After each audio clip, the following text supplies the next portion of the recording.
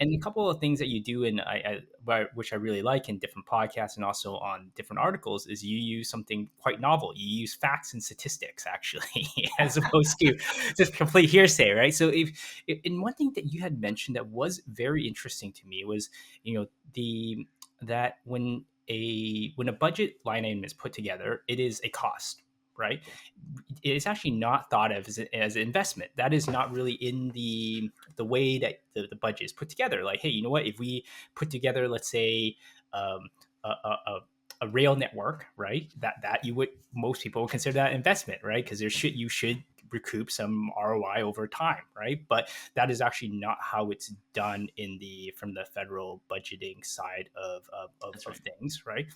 And what I've been thinking about when you had this, we're having this conversation, is some things that, for instance, impact healthcare is like not enough, let's say, skilled labor, right, for those specific positions, and that would be probably in the purview of someone else, like the immigration minister, or another department. I'm sure there's many departments to solve this healthcare problem. Is not just in the healthcare like space.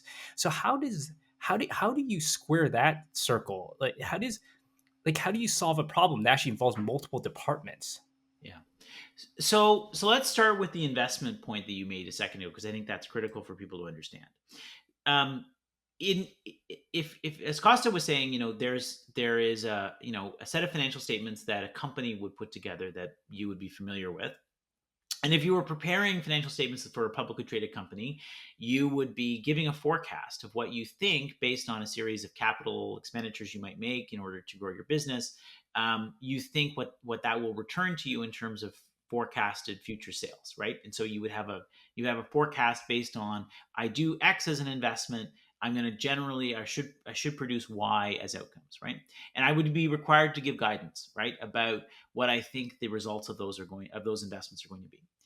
In in in the accounting system that we use in the public sector, for reasons that are both good and bad, we can't do that. So we can't think about the second order effects associated with an investment. So if, for example, we're trying to make a case that says that an investment in childcare is going to improve economic growth because it will result in a higher labor force participation of women, which will raise their income, which will increase aggregate income in the economy. We have to take that.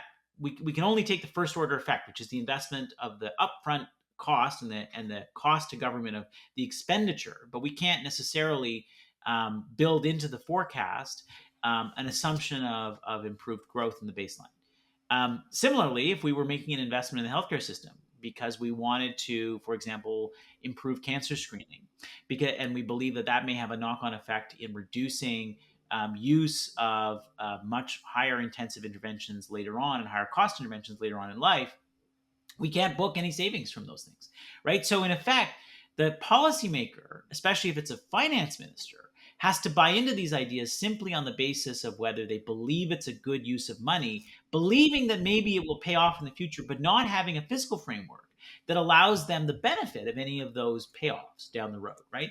And part of the reason why we do it this way is because we don't want it to become this banana system where, and you see a little bit of this in the United States, where you can play with a bunch of assumptions underneath the hood of the budget, and you can rescore things and assume very generous expectations and elasticities associated with second order and third order effects.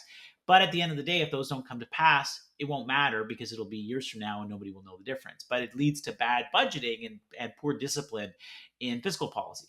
That is probably a very relevant and very good concern to be organizing our accounting system around, but it probably also leads to an excessive risk aversion in the other direction. And so in some cases, as I say, we are avoiding making the more productive long-term investments, whether it's to address things like climate change, whether it's to build housing because that's actually becoming a cost to productivity, whether it's how we address long-term investments in the healthcare system that shift from care to prevention.